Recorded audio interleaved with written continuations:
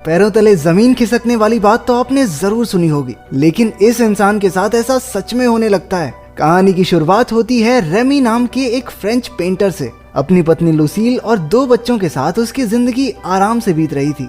एक दिन बच्चों के साथ खेलते हुए रेमी ने देखा कि वो अचानक कुर्सी में धंस रहा है। वो फटाफट खड़ा हो गया, लेकिन ये अजीब चीज उसके दिमाग में काफी देर तक चलती रही। उस दिन से उसके साथ ऐसी अजीब चीजें लगातार होने लगी। कभी वो अपने सोफे में धंसने लगता और कभी तो सोते हुए जैसे बेड ही उसे निगलना चाहता हो। उसे इस चीज की वजह समझ में नहीं आ रही थी, तो उसने सोचा कि शायद ये उसके दिमाग का वहम है। एक दिन रेमी अपने बच्चों के साथ स्टूडियो में था। गलती से वो पानी का नल बंद करना भूल गया, जिससे पूरा का पूरा स्टूडियो पानी में डूब गया। इस छोटी सी गलती की वजह से उसका पूरा करियर बर्बाद हो चुका था। उसने कुछ बची खुची पेंटिंग्स को बचाने की कोशिश की, लेकिन उसी वक्त वो फिर से जमीन में धंसने लगा। इस बार वो खुद को बाहर नहीं खींच पाया और किसी दूसरी दुनिया के समंदर में पहुंच गया। इस दुनिया में 1 नहीं 2 नहीं बल्कि 3 सूरज थे। तभी कुछ आदिवासियों ने उसे देख लिया और उसकी तरफ तेजी से भागने लगे। रेमी घबराकर पीछे हट गया और उसे वापस किसी ने पानी में खींच लिया। अगले ही पल वो अपनी दुनिया में वापस था। रेमी जानता था कि ये सिर्फ एक सपना नहीं हो सकता।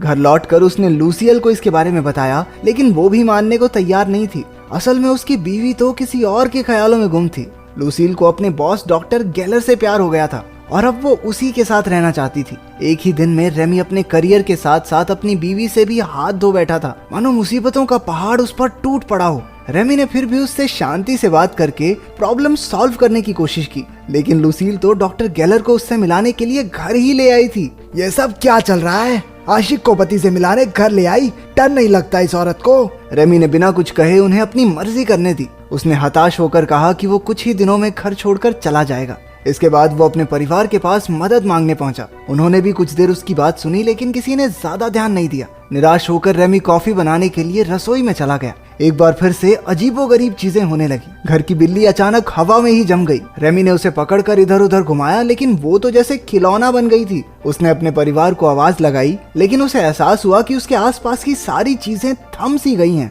समय एक ही जगह पर रुक चुका था। जमीन भी धीरे धीरे लिक्विड बनने लगी और रेमी एक बार फिर से उसमें धंसता जा रहा था। आंख खुली तो उसने देखा कि वो जंगल के बीचों बीच था। उसने आगे चलकर देखा कि कुछ आदिवासी एक जानवर को मारकर पका रहे थे। उसने उनसे मदद मांगी, लेकिन वो रेमी को ही अपना खाना बनाने के लिए उसके पीछे भागने लगे। रेमी भी अपनी जान बचाने के लिए ट्रेन की स्पीड से भागा। कुछ ही देर में वो एक गांव में पहुंचा और एक गुफा में जाकर छिप गया। तभी एक जोरदार शक्ति ने उसे वापस खींच लिया और वो धड़ाम से अपने घर में जाकर गिरा। सारी रसोई में चीजें इधर उधर बिखर गई थी। उसके परिवार ने आकर देखा तो रेमी ने उन्हें समझाने की बहुत कोशिश की, लेकिन उन्हें लगा अरे कॉफी में मिला के पीने लग गया है, तो बीवी छोड़ की सदमे में आ गया बेचारा, हाय। इसके बाद वो चक्कर खाकर वहीं गिर पड़ा। उसकी आंखें हॉस्पिटल में खुली, लेकिन वहां भी कोई फायदा नहीं हुआ। डॉक्टर्स भी उसकी बात पर विश्वास नहीं कर रहे थे।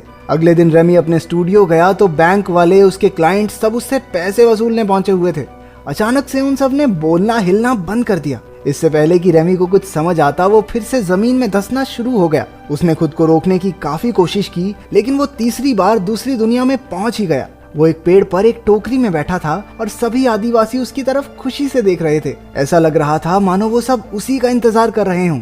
इशारों इशारों में उसे समझ आया कि वो सब उसे उड़ता हुआ देखना चाहते थे। 50 रुपए दिए हैं, जब तक ये उड़ेगा नहीं मैं घर नहीं जाऊंगा। रेमी ने भी जोश में आकर उड़ने की कोशिश की, लेकिन मुंह के बल गिरा। उन्होंने जबरदस्ती उसे एक हरे रंग का जादुई फल खिला दिया, जिससे अचानक वो एक दूसरे की बातें आराम से समझने लगे। फिर कबीले के सरदार ने उन्हें समझाया कि वो आखिर उनकी दुनिया तक पहुंचा कैसे। असल में सभी आदिवासी जोटैन नाम के एक भयानक राक्षस से परेशान थे। वो किसी को भी उठाता और मारकर खा जाता था। कबीले के विद्वानों ने पता लगाया कि उनकी एक पौराणिक किताब के हिसाब से दूसरी दुनिया का एक आदमी ही उन्हें राक्षस से बचा सकता है। इसलिए वो तंत्र मंत्र से उस हीरो को अपनी दुनिया में लाने की कोशिश में लगे थे। रेमी के साथ वो अजीबोगरीब घटनाएं भी इसलिए हो रही थी क्योंकि वो ही उस कबीले का रक्षक है।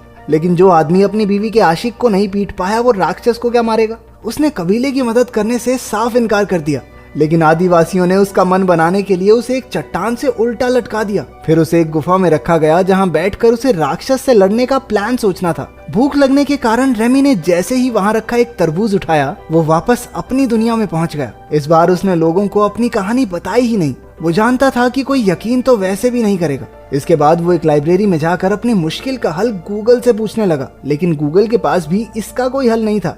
अब उसने भर भर के प्रोटीन देना शुरू कर दिया ताकि वो ताकतवर बन के जोटैन को हरा सके। अगली बार वो दूसरी दुनिया में नए जोश के साथ पहुंचा।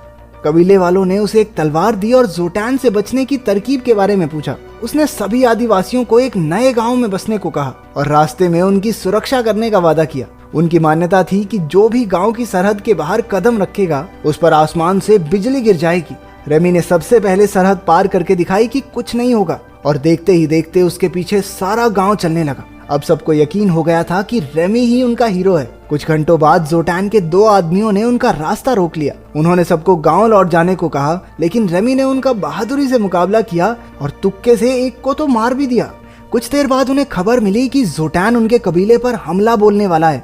अपनी दुनिया में वापस आकर रेमी ने युद्ध कला और इतिहास के बारे में किताबें पढ़नी शुरू कर दी। वो लड़ाई की टेक्निक्स और तरकीबों के बारे में पढ़ने और समझने लगा। उसे एहसास हुआ कि युद्ध जीतने के लिए लड़ने वालों में जोश जरूरी है। अगली बार जब वो उनसे मिला तो उसने एक जबरदस्त भाषण देकर उनमें अपने और अपने परिवार के लिए लड़ मिटने का जज्बा भर दिया। कबीले का हीरो होने की वजह से रेमी भैया को लड़कियों की कमी तो थी नहीं, लेकिन फिर भी वो किसी की तरफ आंख उठाकर तक नहीं देखता क्योंकि वो अभी भी अपनी पत्नी से प्यार करता था। कुछ देर बाद वो अपनी दुनिया में वापस आया और अपने बेटे के साथ थोड़ा समय बिताने लगा। जब रेमी कबीले में लौटा तो उसने देखा कि लड़ाई तो पहले ही छिड़ चुकी थी। वो लोग जोटैन की आर्मी से बुरी तरह हार रहे थे और लोगों को मरने से बचाने के लिए वो वापस उन्हें अपने ठिकाने पर ले आया।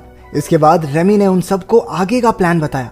अगले दिन वो सो रहे दुश्मन सैनिकों के पास गया और उनकी बेइज्जती करनी शुरू कर दी। किसी को थप्पड़ दिए तो किसी को चिढ़ाया और सबको अपने पीछे लगा लिया। उसका प्लान सही जा रहा था। दुश्मन सैनिक उसका पीछा करते हुए खाली जमीन पर आ गए और वहीं रेमी ने अपनी सेना को वार करने का ऑर्डर दे दिया और खुद भागकर एक खोखले पेड़ में छिप गया। आदिवासियों ने तीरों से हमला कर दिया जिसमें आधे दुश्मन मारे गए और बाकी मैदान छोड़कर भाग निकले। सबने रेमी के सामने सर झुकाया क्योंकि वो ही उनका असली हीरो था। युद्ध के बाद वो सब एक नई जमीन पर बस गए। रेमी अब उनका राजा बन चुका था। अपनी मॉडर्न नॉलेज से उसने गांव में काफी नई नई चीजें बनवाई। धीरे धीरे उन्होंने बहुत तरक्की कर ली। वहाँ रेमी को एक भगवान की तरह पूजा जाता और वो हर समय लड़कियों से घिरा रहता। वहाँ रहकर उसने एक मोनालिसा जैसी पेंटिंग भी बना दी। देखते ही देखते 6 महीने बीत गए और इतने समय से राजा रहने के बाद रेमी थोड़ा बदल चुका था। पहले वो लुसील के बॉयफ्रेंड गैलर से डरता था, लेकिन अब तो उसे देखकर गैलर के पसीने छूट जाते थे। एक दिन उन दोनों में हाथापाई भी हो गई और उसे पीट कर रेमी को बहुत शांति मिली। वक्त के साथ साथ रेमी की सफलता उसके सर पर चढ़ गई थी। वो अपने लोगों के साथ गुलामों जैसा बर्ताव करने लगा। लोगों ने कुछ महीनों तक तो चुपचाप उसके ऑर्डर्स माने, लेकिन बाद में उन्होंने उसके खिलाफ बोलना शुरू कर दिया। जब रेमी को इसकी भनक लगी तो उसने लोगों से बात करने की कोशिश की। उन्होंने कहा कि वो उनसे काम ज्यादा करवाता है और पैसे बहुत कम मिलते हैं। अब उन्हें आलीशान महलों की नहीं बल्कि लोगों की जिंदगी सुधारने की जरूरत है। रेमी ने उनसे समझौता करने की कोशिश भी की, लेकिन कोई फायदा नहीं हुआ। अब पानी उनके सर से ऊपर जा चुका था। विरोधियों ने उसे बंदी बनाकर गांव से बाहर फेंक दिया। इस घटना के बाद उसने अपना सबक सीख लिया था। अपनी दुनिया में वापस आकर रेमी ने एक दोस्त से मदद मांगी ताकि वो फिर से अपना स्टूडियो शुरू कर सके। उसने घमंड को अपनी जिंदगी से बिल्कुल निकाल फेंका। उसकी जिंदगी में डेल्फीन नाम की एक औरत आ गई और दोनों एक दूसरे को पसंद करने लगे। लेकिन जैसे ही डेल्फीन ने पहली बार रेमी को किस किया, वो एक बार फिर से दूसरी दुनिया में पहुंच गया। गांव के लोगों ने एक बार फिर से उसे बुलाया था क्योंकि मान्यता पूरी करने के लिए जोटैन को मारना जरूरी है। हालांकि रेमी इस सब में नहीं पड़ना चाहता था, लेकिन उन लोगों ने जबरदस्ती उसे जोटैन की गुफा में धक्का दे दिया। लड़ाई के दौरान ऐसा लगने लगा कि अब तो रेमी की खैर नहीं। उसने भाला उठाकर यूं ही कहीं भी फेंक दिया और वो सीधा जाकर जोटैन की छाती में लगा। राक्षस को मरा हुआ देखकर सभी खुशी से झूम उठे और आखिरी रस्म की तैयारी शुरू हो गई। असल में आखिरी रस्म ये है कि उन्हें रेमी को मारकर खाना होगा।